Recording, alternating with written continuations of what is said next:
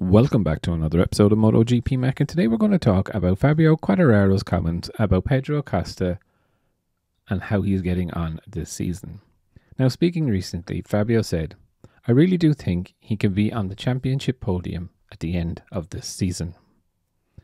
I am not super old, but what I see from him and the way he's riding that bike, I think he's one of the most talented riders I have ever seen. The facility he has to adapt to everything. The braking that he is making on a MotoGP bike right now is really crazy. Like if you look at the overtake he did on Marquez in turn 1 in Portimao. It's difficult to understand the front brakes of a MotoGP bike, and for him, well, he makes it look natural. And the way he slides the bike. He is a really talented rider, and I think you can see the way he rides is really free. He is really enjoying it."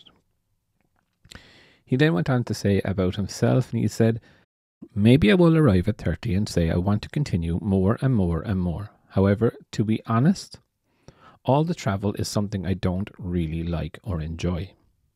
Plus, already at this stage, I've been on a motorcycle for 20 years.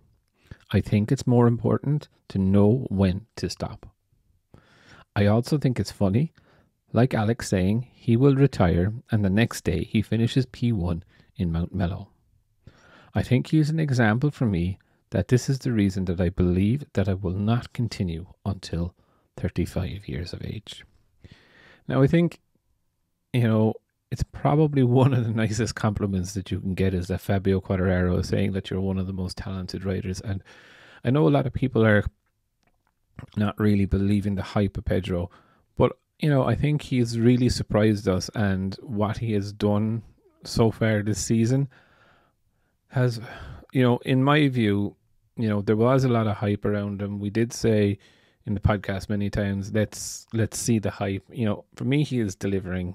Crashing lately, yeah, that's supposed to happen. He's supposed to actually crash every time he goes out in the bike. He's a rookie.